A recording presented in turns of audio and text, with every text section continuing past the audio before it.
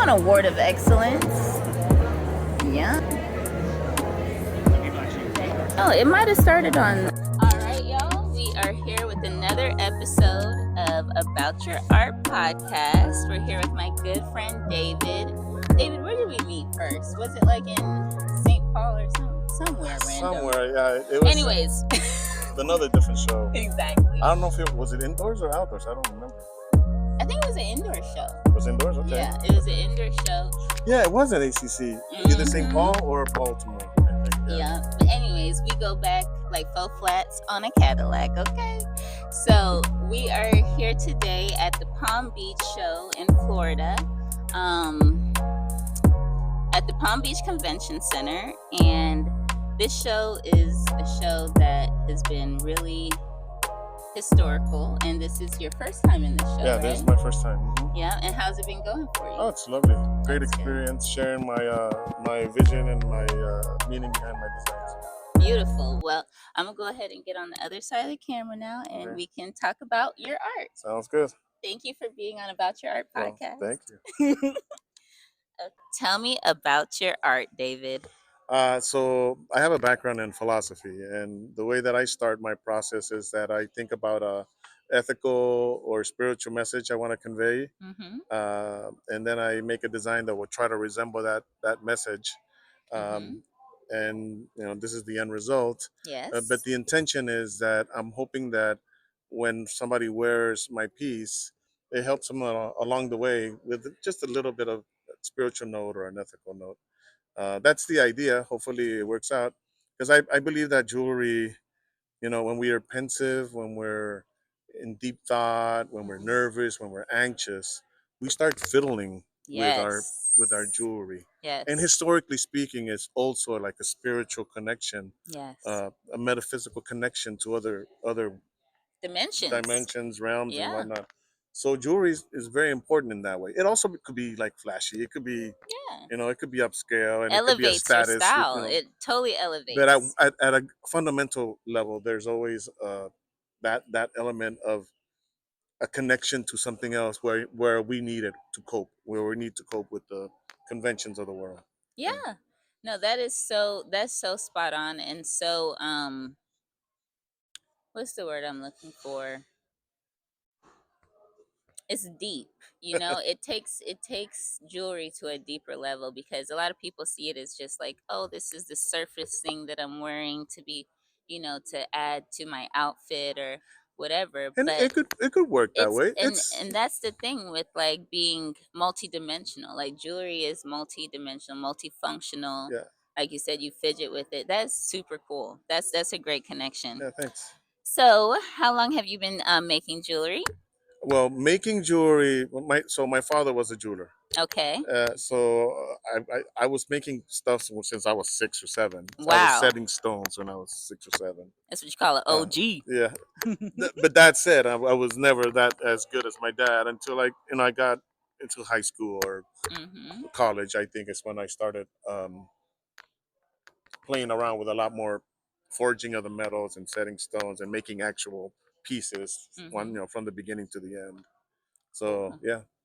A kid, I guess that's the answer. Since I was a kid. Yeah. Okay. And where are you from? I see Pasadena, California. I was actually born in Mexico. I was born in Guadalajara. But since when I was 7, we came back and we arrived in LA in Compton and Watts area. So they not like us. Okay, let me not get monetized. Sorry. Yeah. It's fresh. You should see my yearbook pictures. Yeah? Yeah, I'm the lightest skinned man in my high school. I love it. It was so funny. I was wanting Jerry curls. Really? I wanted Jerry curls. I got a perm. Yeah. I have pictures of me running. Oh my God! If we can flying around. If we can find pictures and you can send it to me, and I you're put not it in getting them. No, not happening. No. All I can say is that I've had it. Yes. So hopefully that gives me some credit. Yeah, no, that's cred. Awesome. Yeah. What is that? But Let your soul glow. So glow, with right? the Is that juice yeah? dripping. Like I was Don't inspired. sit on nobody's I was couch. inspired by what is it?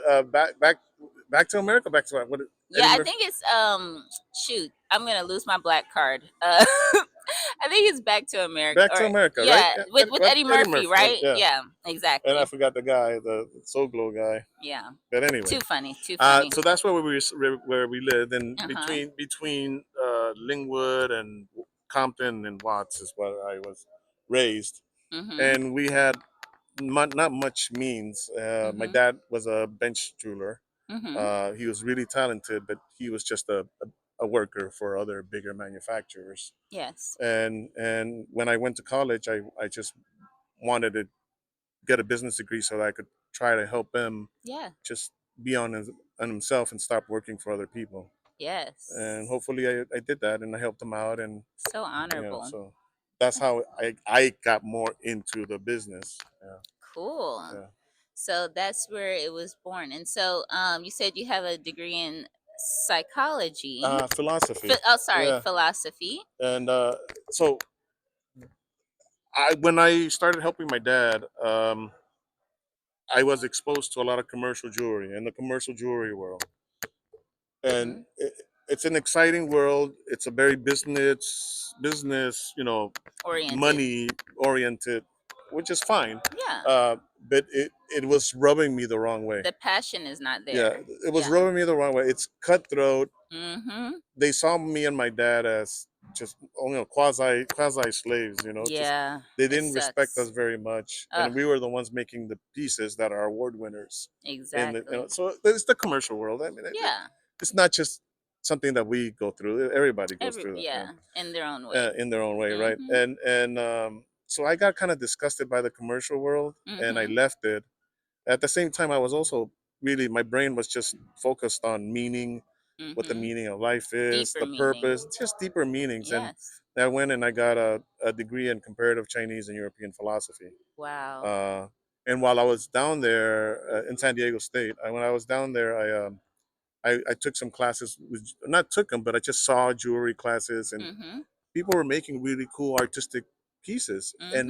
and I'm like, I've never seen stuff like that. I would always seen commercial jewelry, Mhm. and I'm like, wait a minute, we can make art jewelry. We can express ourselves through the medium of gold and diamonds and Yeah. gemstones, and that really impacted me. And I'm like, you know what? If I ever return to the jewelry business, um, I would do something like that. Yes. But I didn't know whether I was going to come back to the business or not. Yeah. I was invited to be an honorary monk in Oh, Taipei, wow. and then after that, I was going to study at the Sorbonne in France Oh, because wow. it was part of the comparative study. Yes. Um, but then I got my girlfriend a long time ago decided to come back with me and said, "Let's have a family," and I'm like, "Okay." My PhD turned from philosophy to Fatherhood. life and Yeah. fatherhood and That's awesome. dealing Yeah. with the conventions of the world. Yeah. And actually, my professor didn't mind that. Yeah. She said, "You know what? In order to be a proper philosopher, don't stick around in the ivory towers. Do Yes. something conventional and Yes. add philosophy into that." And I'm like, Yes. "Well, you know what? I was a jeweler before. Uh-huh. I did some jewelry.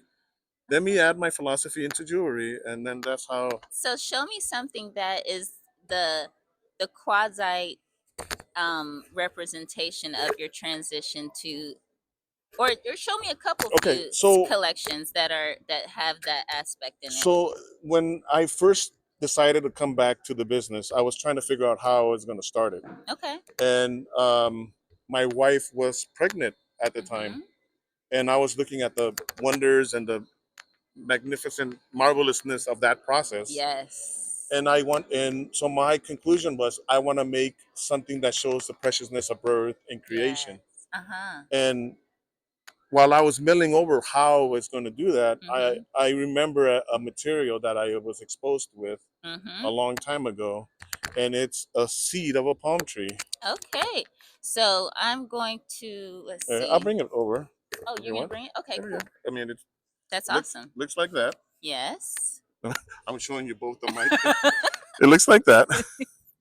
Uh-huh. It looks white in the inside and brown on the outside. It's a seed of a palm tree from Ecuador. Mm-hmm. And when I remember the material, I'm like, that's a perfect symbol. I could use Mm-hmm. the symbol as a of us, the preciousness of birth and creation. It's a seed. So Yes. not only do living things are born with a seed, but the idea, any idea is it's the first seed that you have to water and grow.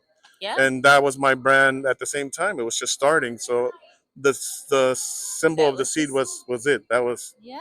That's what I was going to start with, and I started making jewelry And you with. surely Yeah. planted that seed into fertile ground I'm because still it's watering it, so that's good. yes, and that's good, and that's why it's still alive. Your dream is still alive, and that's so beautiful, that connection, because it's true. Every good idea starts as just a seed, and I think in the Christian faith they say you have to have the faith of a mustard seed.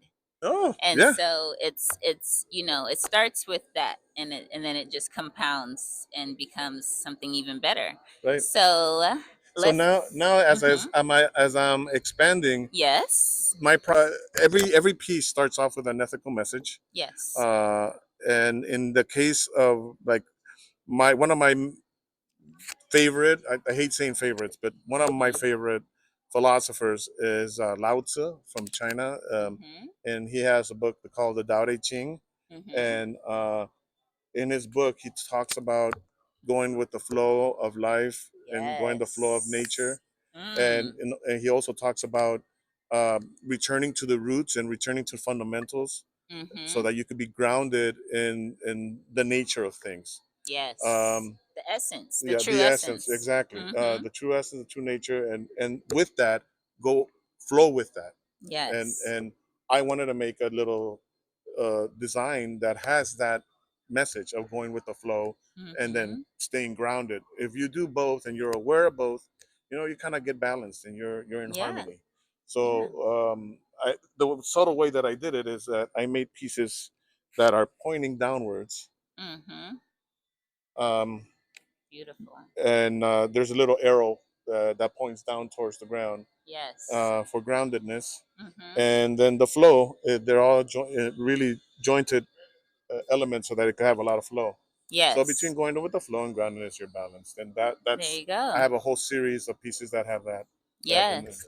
Yeah. And that makes me think of somebody said this. This is not my original thought, but it's like comparing the masculine and feminine, because you need both Right, essences. right.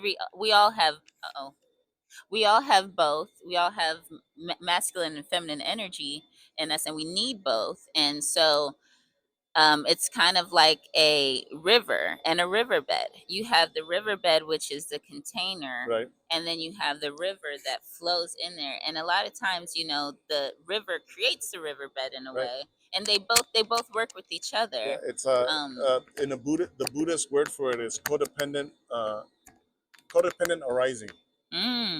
okay. So everything arises codependent of each other. Yes. And sometimes Buddhists or people that study the philosophy of Buddhism, or they want to meditate or whatever, they're trying to reach enlightenment, Yes.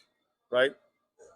And they reach enlightenment with the idea of leaving conventional world Yes. behind. Mhm. But with the addition of Taoism and the balance between these two extremes, Mhm. you realize that you can't leave the world of conventions behind. No, you got to You bring it with you you. gotta. They both have to get, because they both exist dependent of each other. If Mhm. that changes, you're gonna change. If the other change is gonna change. So Mhm. there's no enlightenment without samsara, and there's no. So Yes. that's how I introduce all my little philosophical. And I do have actually a design here that has Mhm. that codependent arising. One primary example is the ecosystem of the honeybee, Okay. right? So if something happens to the ecosystem of the honeybee, Mhm. the honeybees are not the only ones that are going to suffer. Like the whole world suffers, Quite literally. right? Right. Yes. So we exist codependent of each other, Yes. and I make these pieces that have honey inside, with the Yes. idea that if the honey kind of is a reminder, if the honey touches you, you're kind of keenly aware of how intimately interconnected we all are. That's right. And that kind of awareness might help along the way, so that we It can will. treat people and things nicely. So, Yes. yeah. Sometimes as human beings, we can be so destructive. Yeah, but It's sad. funny enough is that, and because I'm experiencing that where I live in Pasadena, Mm-hmm. nature's pretty destructive too. That's oh yeah. So Oh like yes. most of the, like I tell a lot of people that are like naturalists, and Mm-hmm. they love nature, and Mm-hmm. they love, they think nature is a god. I'm like, okay, yeah, nature's nice and everything, I like that, but Yeah. like, it's trying to kill us, right? Yeah, exactly. you It's know like that. it's like if they say nature is like God, and it's got to be God from like the Old Testament, the wrathful Yeah, God. yeah. But you know that the water is not good until we have Yeah. to boil it, right? Okay. The plants are Literally, trying to kill us. Viruses and bacteria are trying to kill us, everything is right? trying to So kill us. Yes. let's But let's also, keep the perspective. but you know what? I learned somewhere that even in nature, like poison ivy will grow next to the plant that will help to heal poison ivy. Right. So they will grow, like you said, that codependency, even for us as humans. Like it's, it's really amazing the Right. way But nature is. the stuff of fungi, Mm-hmm. and viruses. Because of viruses, we are what we are. Yes. So, Thank you so much for being on About Your Art podcast, David. Where can everybody find you? in all social media stuff. I'm at Earthly, Irthly. Mm-hmm. I'm sure she'll zoom Yep. in into one of the, Mm-hmm. uh, primarily Instagram, and eventually I'll get into TikTok when I learn how to use a camera and video. Go to YouTube. Oh, you know what? That I'll way go to you YouTube. Yeah, yeah, go too. to YouTube, and And I then you want to can do even Blue Sky too. you can do both. You could do YouTube and TikTok, and just bring the TikTok shorts over the Or vice TikTok videos to YouTube, to or YouTube. vice Oh, versa. vice versa, right? Yes, Yeah. so Okay. you can same content and just Yeah. repost it. So yeah, you'll see me eventually as soon as I learn Perfect. how to push that video button.